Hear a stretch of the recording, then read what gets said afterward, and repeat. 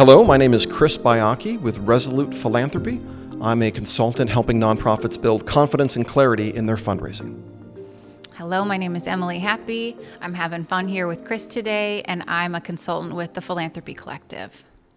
Welcome. Thank you. To what I think is going to be the first episode of Try This First, which is a video series I'm launching where I sit down with fundraising experts to talk about different aspects of nonprofit management and leadership, and to give viewers a chance to think about how to get started. Too often we hesitate to get started. We want everything to be perfect, and we don't do anything, and that's not the way to go. So this is all about trying something first, getting out there and being a champion for a mission. So today, I am talking with Emily Happy from the Philanthropy Collective. Inaugural session, it sounds like. That's very exciting. Big time. And you even called me an expert, which I appreciate. Should I have not? No. And we want to talk about fundraising fundamentals, which is a huge topic, but I think it's a good place to start. And so if you are new to fundraising, or maybe new to leading a fundraising team, or maybe new to leading a nonprofit, and you're thinking about fundraising, what do you try first? So let's start there. It's a big question, but a fun one. Mm-hmm. And as fundraisers and nonprofit professionals, we're usually tasked with doing a little bit of anything and everything. Yes. Other duties as assigned is really like every other duty that you could ever think of. You're going to have to try to figure it out, from tech to events to donor communications. Largely, we find ourselves involved in so many different aspects. So a broad brush is actually a really good idea. Okay, good. Good idea. Where to start first? I boiled it down to 3 suggestions that I think are my favorite. Okay. Biggest, most important. And I'm just going to lead with them and get them out of the way. Do it. And then I'll probably disagree with myself 100 times after this and think that there are other things that are more important. We will call you on that. Go ahead. Perfect. First, the plan shall set you free. Who wants to get up every morning and wonder, what am I supposed to do today? Which donors am I supposed to call? Which grants am I supposed to write? How am I going to get from A to B? How am I going to get from where I sit now to where I need to go? Make a plan. Make a strategy. Do it by week, do it by month, do it by season. Get something started. You can always tailor, tweak, edit the plan, but in general, have it sitting there as a reference and a guide for your work with your goals, and then your plan will set you free. I love that. Stop the guesswork. Yeah, definitely.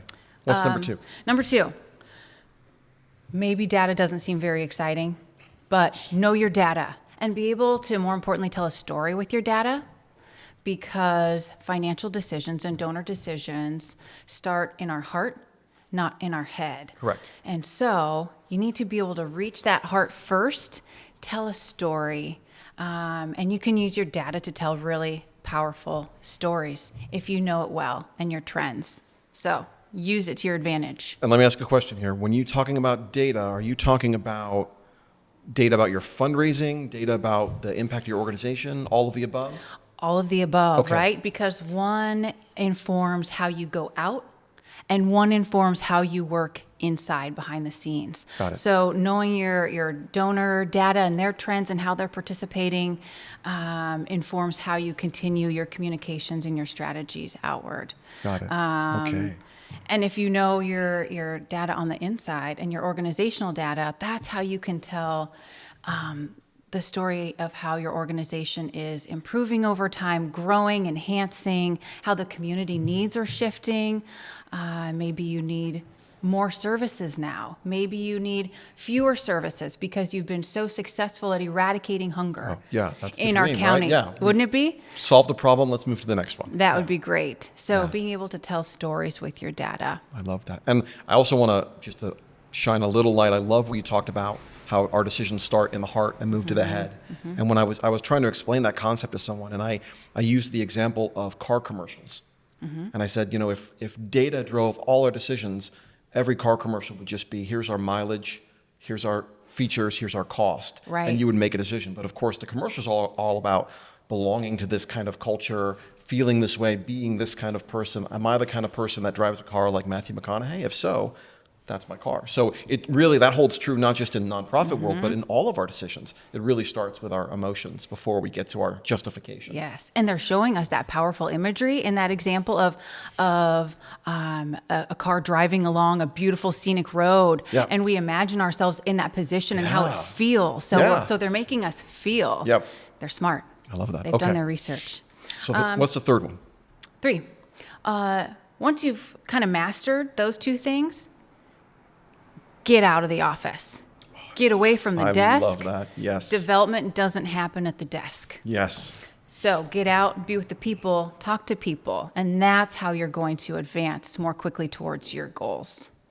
That is a lesson that a lot of nonprofit leaders need to really take to heart. And I think it's interesting too, because it really sometimes comes into conflict with the kind of management mentality of everyone at their desk, everyone back in the office. I want to see everyone. I actually had an executive director complain that the fundraising staff wasn't at their desks from 9 to 5. It happens, unfortunately, Shocking. and that just means that unfortunately they don't understand what that department should be doing. Right. Right. Right. I've Sometimes we have to train up.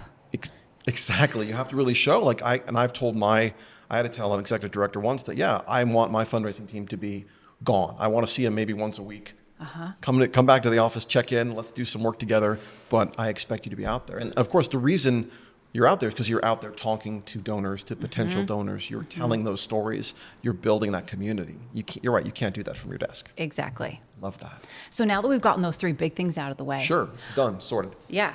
Often when I'm thinking about how to approach things, or if I'm leading an organization, or if I'm mentoring an individual or a development professional who may be new to the area or new to the profession or stuck, we often start with a problem, right? Okay. And so sometimes I like to just get out in front of that and start with the problem. The problem that the organization is trying to solve? Yes. Okay. And they can vary, of course, but there's also some consistencies among them, right? You being a consultant, I know you hear some of the same stories all the time also, Yep. right? Okay. Yep. So we'll have some fodder and some stories to go with these, I would imagine. Usually it starts out with, well, I can't raise enough money from X. Right. That's our overarching, but there's not enough money coming in for X line item, whether it's events, whether it's our donors, whether it's Yep. grants. Holy heck, what am I supposed to do? There's not enough money coming in here. What do you do? Yeah. Right? Yeah. I have some ideas there too. Yeah. There's. You probably felt that coming. Yeah. There was. That's a huge. Oftentimes, I hear that problem from organizations that are really focused on one aspect of fundraising, and sometimes it's an aspect that's a little hands off, like events or grants. And what I usually see is that you see organizations that aren't taking the time to get out there and build relationships and ask individuals to support your mission. Because that's scary. Like, that's the scariest work. It's much less of a risk, too. Oh, it's so exciting. It is. Especially if you love the organization and what you're doing, right? Yes. It's exciting to be able to share that impact with others and give them a role to participate in that impact. Absolutely. I think it's. I often think fundraising, when it's done well, when it's done in like a inclusive and collaborative and community building way, it's really one of the most optimistic things we can do, right? Because we're basically saying there is a problem, but this is a path we can follow to solve it, And we believe it can be better. it can be better, and you can help us. You can be a part of it, Yeah. and Does it matter to you? You can help too, exactly, right? Yeah. So you're exactly right. So it's often relational, right? It often boils down to being relational. But as consultants, we hear 2 things, right? Problems are in 2 main areas: fundraising and boards. Yes. Right. Oh, yes. 2 big buckets. Yep. So I'll try to break down those buckets a little bit, Please. I think, too. Yeah. There's a lot there. Yeah. So why aren't people coming to my event? What do? I'm not having the ticket sales. I'm Yeah. not having a robust We community. have a great program. showing. Why don't people show up? Why don't they care? Why don't they care? Did you go to their event? Exactly. How many community events does your organization strategically genuinely participate in every year. Right. Wise organizations often have a small budget set aside for community engagement so that if a staff person perhaps doesn't want to pull out their own wallet every time to donate $50 or a lot more or less every time, you can build it into a small line item. It's a great idea. For community engagement, because it's really hard to ask people to show up for you if you're never showing up for them. Right. That attitude of expecting people to show up and not showing up in return, that kind of leads into like this real sense of entitlement, like the merit of your mission alone or the merit of your event alone is enough to generate interest and attendance. But we do have to be partners or members in community of these things. That's a really good point. Right. So that's one of my favorite ones. Yeah. Why isn't anybody coming to my event?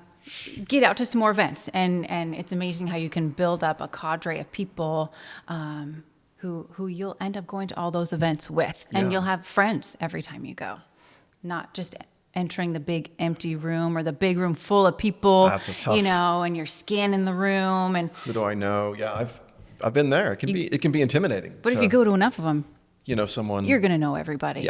Yeah. Why aren't my grants being funded? That's another big Great question. Yep. Yeah. What's wrong? Yeah. It's an important program.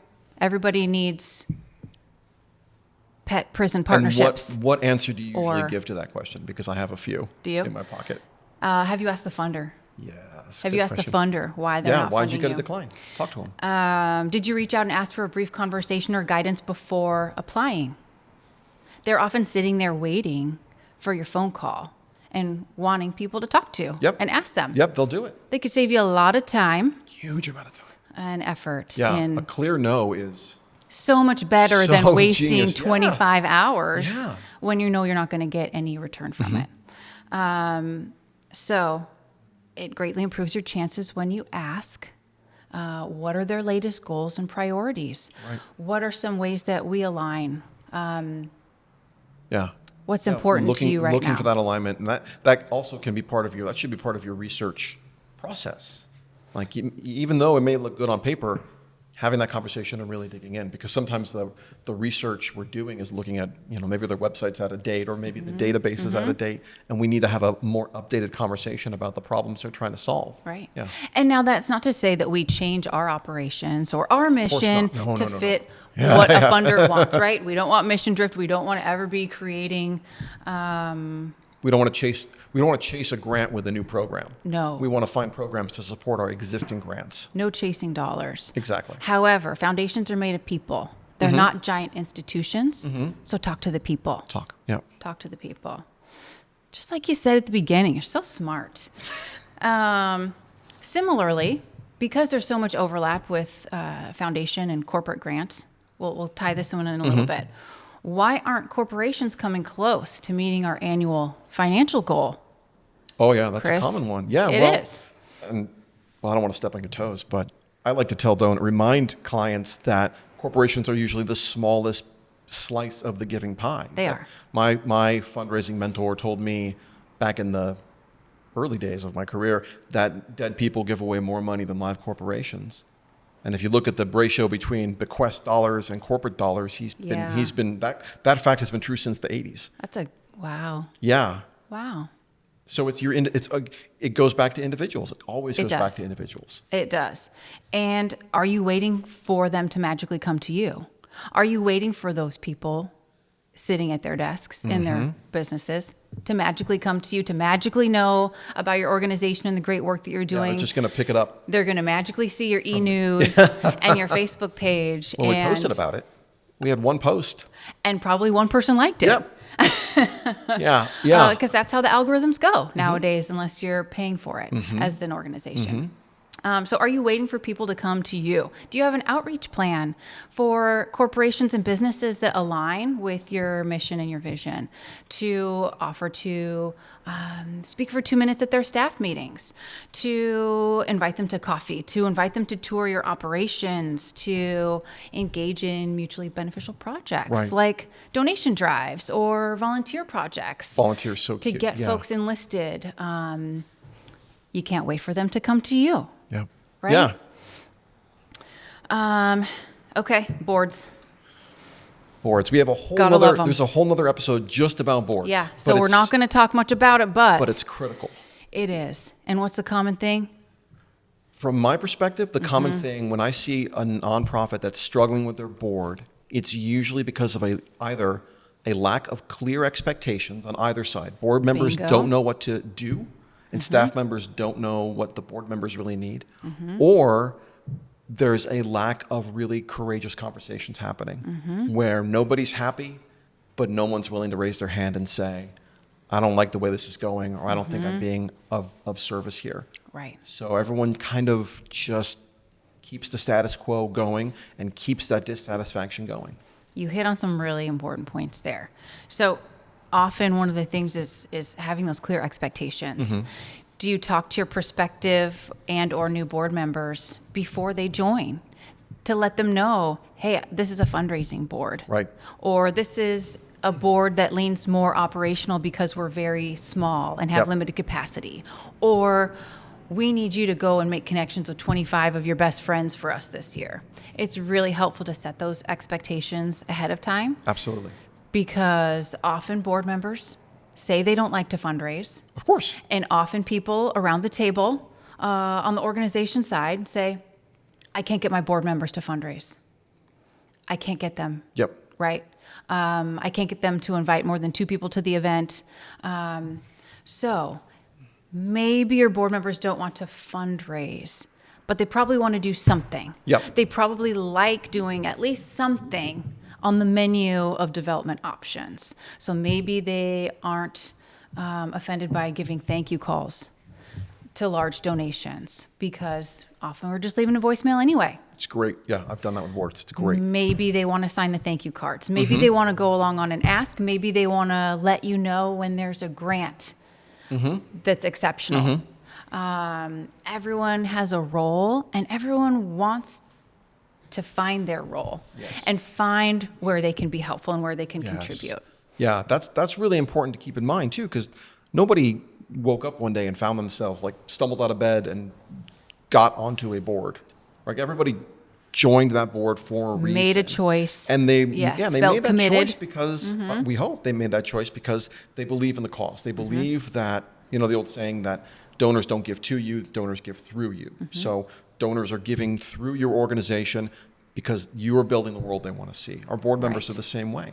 And I've seen that I don't want to fundraise, my board doesn't want to fundraise, stalemate often comes back to expectations because in the board member's mind, what they think is, I'm going to have to, it's going to be like a boiler room. They're going to lock the boardroom door and say, all right, each board member start dialing and no one's going to leave the room until everybody's gotten $10,000. Dial for dollars. Dial for dollars. Now. And what the development director or the executive director might really want is, I need you to introduce me to people. I need you to invite your friends to these events, or I need to have you bring me into your circles.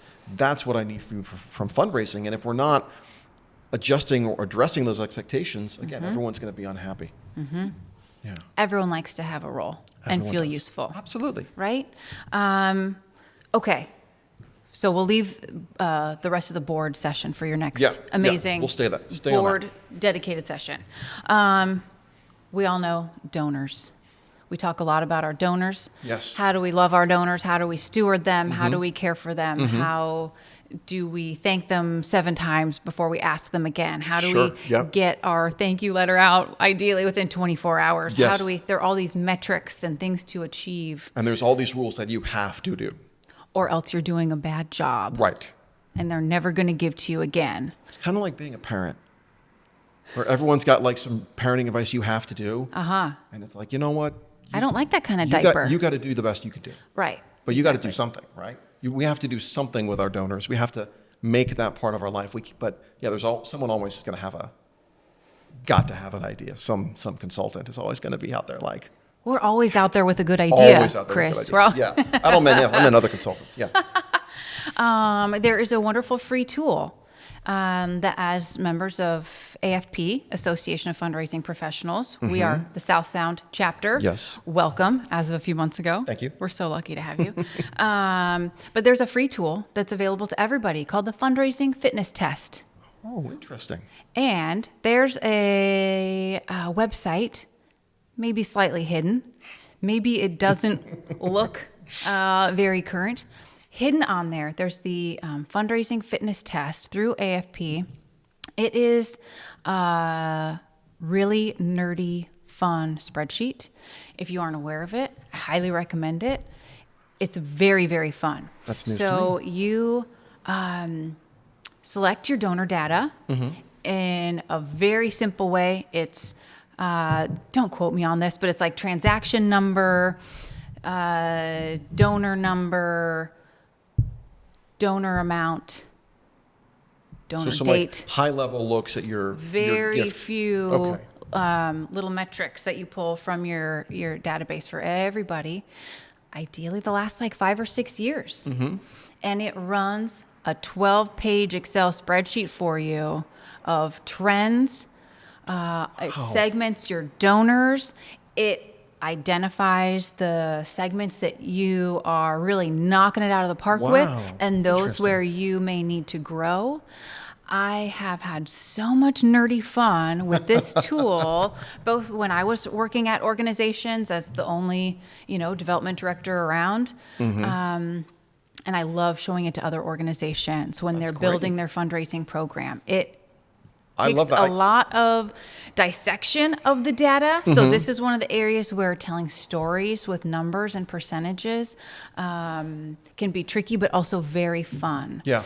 And I highly recommend it. I love that. I will make sure to put a link to that in the notes to this episode so people can check that out. And I realize I've recorded a couple of these now. This is the first one, but anyway. I haven't done an explicit plug for AFP yet.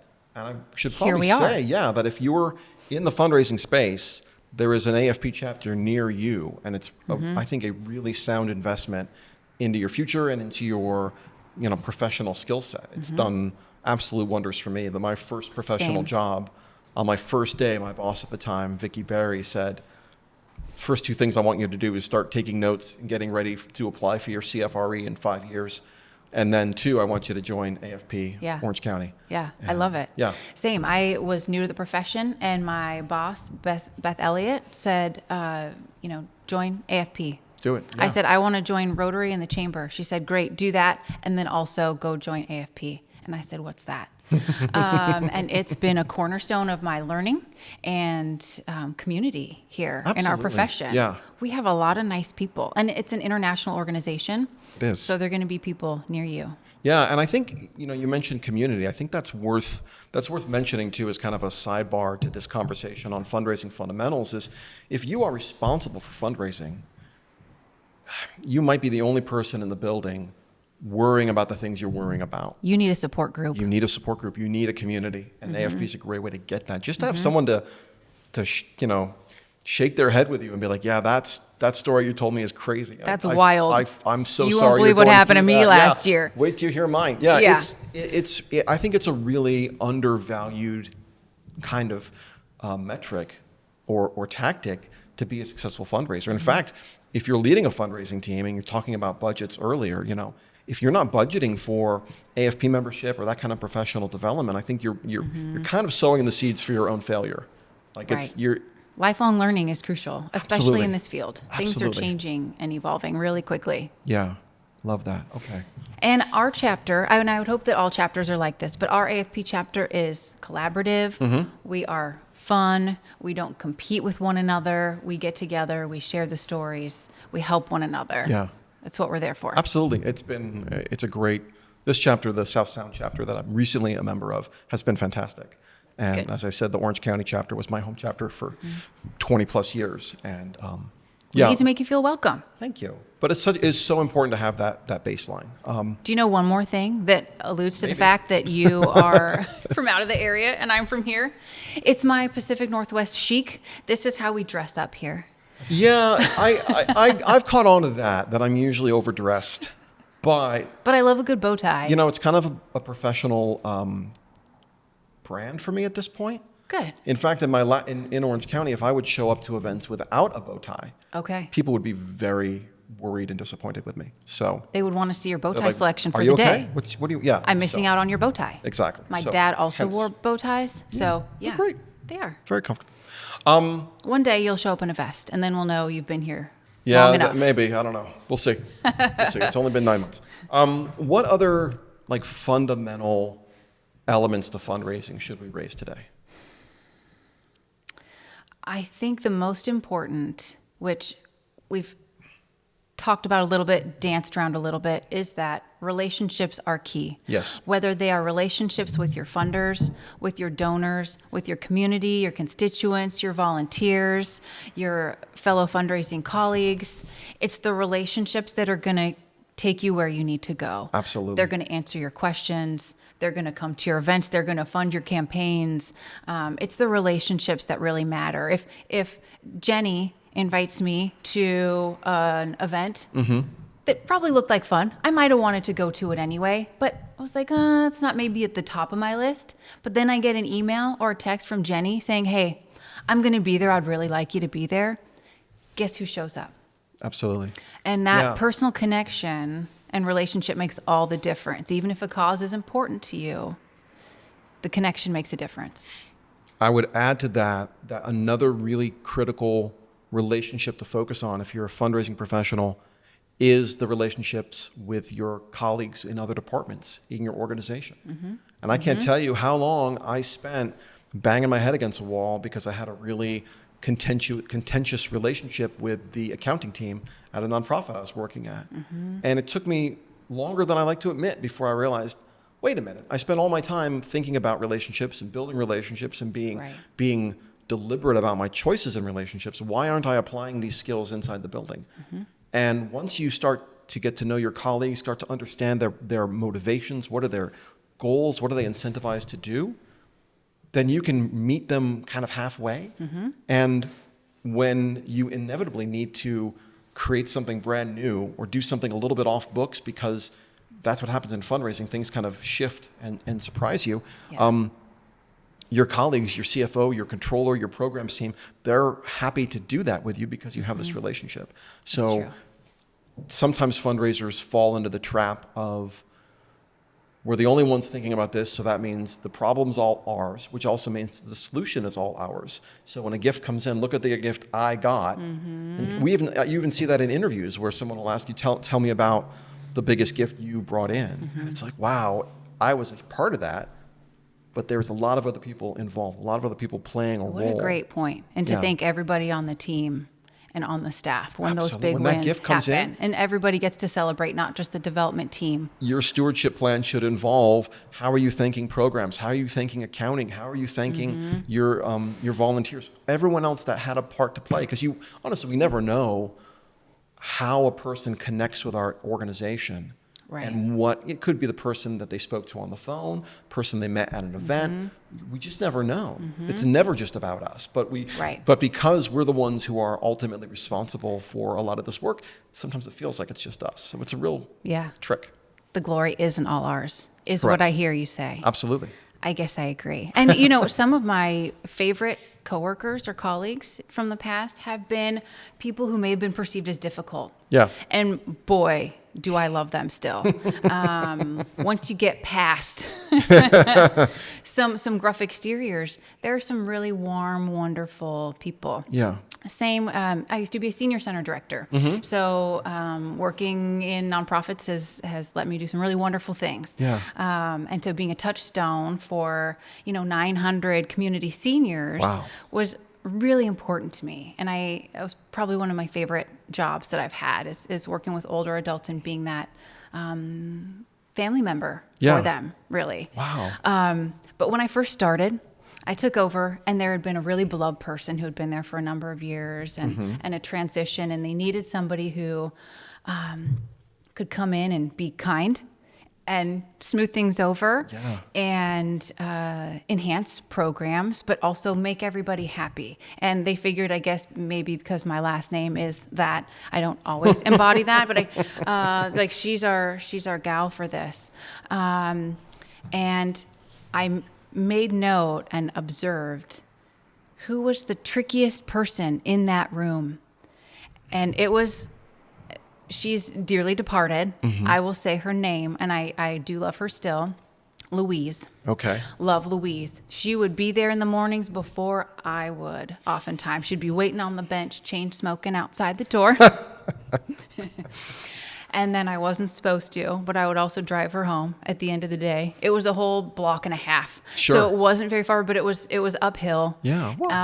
And I would drive her home at the end of the day. And she would never let me inside. And I came to understand a lot of things about Louise, but she was the tough one. And I made friends with her first. Yeah. I sussed out the situation and I said, she's the toughest, she's the trickiest. That's who I need to be friends with first. And so I think there's a lesson there too about being relationship focused, but also about not being afraid to do the hard stuff. Yep.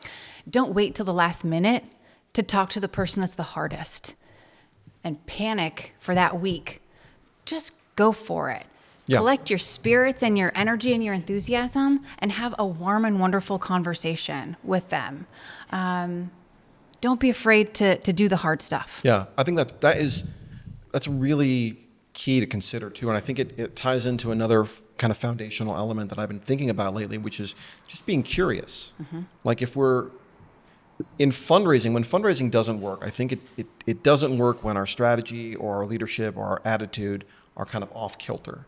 And one of the ways I see that, and we talked about it earlier, is when we think that the merit of our mission should be enough, or the history or the reputation of our organization should be enough to generate donor interest. And we know that what you have to do is get out there and talk to people and be curious about where they are in the world and what do they believe in and what do they think and what do they think about this cause. And a lot of the work we do is in helping our potential or prospective donors see their values reflected in our work. And that takes some curiosity. You've got to really be a student and excited to talk to and learn about people. And I think it also takes consistency. Great point. Yeah. So by the time we are so sick of our own messaging that we think everyone has heard that tagline or everyone has heard this too many times and we need to refresh it, that's actually when research shows people start to recognize it. Good point. So keep it up, keep it consistent so people actually can start to feel comfortable with you and your messaging and your tone, because that is when you start to get more mailbox money. And that is when you may get that $10,000 unexpected gift at year end from a corporation. Or that person you've been calling finally commits to a coffee meeting or finally commits to a lunch meeting because you are consistently kind and you consistently show up in a genuine way. Yep. Yeah. Goes a long way. And that goes to timing, which I think is another fundamental element of fundraising. Maybe timing's the wrong word, but it's going to take longer than you think, right? And if you're starting a nonprofit from zero, and you think, well, I hired a director of development, so that means we should be at let's say $1 million a month. So by the end of the month, people have these really crazy expectations, right? And it takes on average a development director 3 years to pay for themselves. Is that an old metric that I've heard? Feel free to update me. I haven't heard a new metric on that. I've always 3 years. I've always told people that it takes 6 months for someone to get familiar with the organization and probably 9 months for someone to get familiar enough to actually be confident and go out and talk. Yeah, and I think 3 years to pay for their own position. That sounds right. I mean, it's not about, if you're looking for fast money, fundraising is the wrong avenue. Like that's not it. And if your nonprofit plan depends on fast money, you're not building on a strong foundation. You're not going to be around very long. No, absolutely either. not. Absolutely not. Right. But having that sense that it's all relationships have to drive everything. And I use that as a metric too, because if you're in the nonprofit space, people are going to come to you with all sorts of ideas, like all sorts of gimmicks or tricks or for a long time, I was being approached by people that had the best way to get money for your nonprofit is you direct your donors to go to this site before they go to Amazon, and then you'll get a nickel every time they spend a dime. And my point was always like, well, A, that doesn't help me build any relationships with my donors. They don't get closer to me or my mission. And B, making someone change their behavior when it comes to the most popular shopping website in the world seems foolish. Those nickels don't add up very fast. No, they don't. I mean, they matter, but they don't add up very yeah, fast. I mean, we can have a whole conversation about Amazon Smile and that nightmare. We can. But when these ideas or these schemes or these tactics come, you really have to evaluate them and say, like, well, if I did this, how would this help me improve the relationships I have with current donors or help me build new relationships with new community members? Right. And if the answer isn't really strong and clear, then you should probably Right. If it's let just, it go. hey, let's try to raise $50,000 real quick through some crowdfunding and not do any strategy or lead up Right. and not do any promotions during it and watch it fall flat on its face and disappoint everybody. When I talk to James Not a great thing to Plord- choose. When I talk to James Plord about capital campaigns, one of the things we talk about is your organization's need is not motivating to the donor. Right. Like, it doesn't matter if you have No. a budget shortfall or you need a new building or X, Y, and Z. Like, that alone isn't, just like your mission alone isn't enough, your need alone isn't enough. It's not. We've got to show our donors that, and they're not our donors, we show donors that we do have a plan for making the world, safer or healthier or kinder or more just, whatever it is. Not only that we have a plan, not only that this is how the plan is going to work, but this is the role you're going to play in it. And I think that last step is where a lot of nonprofits stumble because they go forward too strong with the idea that, like, we're going to solve this problem, we got it all sorted out, and the individual is like, well, what about me? Like, I don't. Right. Where do I fit You in? don't need me, so that's cool. Yeah. I've seen a university that spends so much time trumpeting their 6-7 figure gifts that I think the net effect is really cooling on anyone else giving lower amount. Because, like, well, there's no way you need my $1,000 Right. or my $500 because you just told me you've got 8.6 million or whatever it is. So, Right. So there's this You have to be really- so careful with that messaging. And we haven't talked too much about storytelling yet, which is No, another sort yeah. of big How much time do we buzzword. And probably not enough time to tackle that. But I think it's really important to think about how you're communicating with people. Yes. If you have that big gift come in, how are you communicating that there's still need and there's still work to be done on that huge systemic issue or on that campus? Or what's going to happen next, or how everyone has a part to play, and storytelling. Yeah, longer conversation, maybe a different conversation about how we tell stories about the people our nonprofit serves, and how do we do that in an ethical way, and how do we let them tell their own stories? much better. Thank you. Yes. Yes. How do we let them tell their own? Yeah, there's a lot. Anyway, Yeah. but we don't want people I don't to even feel mean like to there's say too much. let them tell their own stories. How do we amplify their How do we- stories and give how do we give them a platform? opportunities Yeah. for community members and donors to hear those Yeah. How do we amplify really their important stories? stories? Yeah. Good. Yeah. This has been a lot of fun, Chris. Thank you. Me too. I've really Fundamentals. We've covered just about everything Fun, and we put the fun in fundamentals. every time. Can't believe I took this long And to make that joke. fundraising. And fundraising, yes. Yeah. So if you're watching this and you're thinking about getting started, or you've just gotten started, I think some of the key points that came up, and I think your top 3 points were really well said and well important. You got to get that plan. You have to have a plan. Now, a plan isn't a guarantee, and a plan isn't immovable. It's not set in stone. You Right. don't put it in a binder up on the shelf either. But you do need to have a plan. How are you spending your time? And I think that's important from a fundraising perspective. It's also important from a management perspective. If you have a team member and they have 10 things on their to-do list, if 9 of those things aren't directly tied to working with and learning from and connecting with donors, you need to rethink that list. If you've got a major gift officer or a director of development and you're asking them to, write the newsletter or, pick out linens for the event, like, Right. I think you're That missing happens out. so much. Right, because then, as we all know, if you have 2 things to do, and one of them is emotionally vulnerable and maybe a little scary, and one of them is something you can knock down real quick, you're going to do this one real quick. So one what of them's ends up, time sensitive. yeah, well, I got to get Yeah. the linens done. So you Right. start doing all that work, and you ignore the other stuff. Anyway, so that plan, having that plan, even if that plan is as simple as, I'm going to make a list of all the donors that gave in the last 90 days. Yes. And I'm going to make sure every one of them gets a phone call from me thanking them for their gift Yes. and telling them about our new program. You're exactly right. It can be as simple as putting every month on a spreadsheet and saying, I'm going to call these 5 donors this month, or reach out to these 5 donors Yep. and these 2 funders. Yep. Boom. Yep. You're building yourself a good program. The second point about data and stories, absolutely critical. We talked a little bit about stories. Data, I think the thing to remember from my perspective, from a fundraising perspective about data, it's not just about the data about the gifts that have come in, but it's tracking the work you're doing. Yes. So if I met with Emily and we talked for an hour and a half and I learned more about her connection and the mission, if I'm not writing that down in my database or somewhere, what's the point? Like Right. you've got to, and it's what I've told my team members in the past is like, it's not about you, it's about the team member that comes next.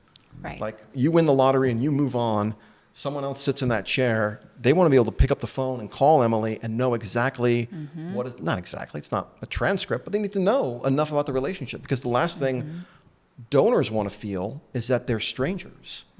If they've been giving to this organization for years and they call in and they're treated like a random. Like a stranger when they have this close connection. Right. That's not good.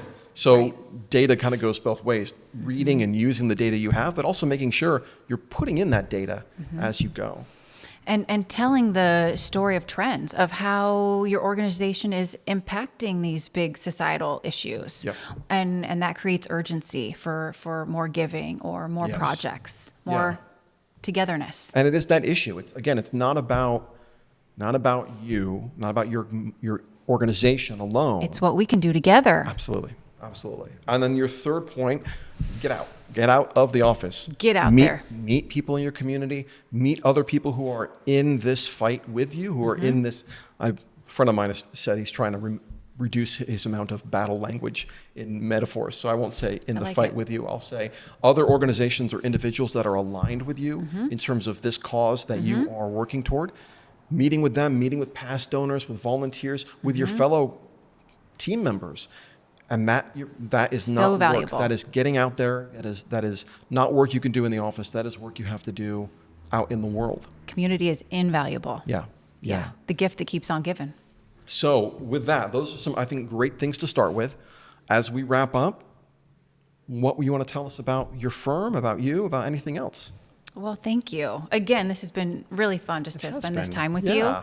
I don't need to wax on too long about myself, just to say that I've been a fundraising consultant here in the South Sound region here in Tacoma and Pierce County for 9 years or so. I also am a proud mom and wife and love supporting community on boards that I serve on, and supporting organizations as clients and as a donor that are close to my heart. So we're pretty fortunate to be doing the work that we're doing, because we get to feel good about what we do. We get to feel good about helping on even a bigger scale than a one-to-one help. We get to help organizations feed more people. We get to help them advance their strategic plan for the homeless services in our county. The stuff we get to do is really fun. It's a joy. The benefit of investing in a strong fundraising team is ultimately the benefit to the people your organization has been called to serve.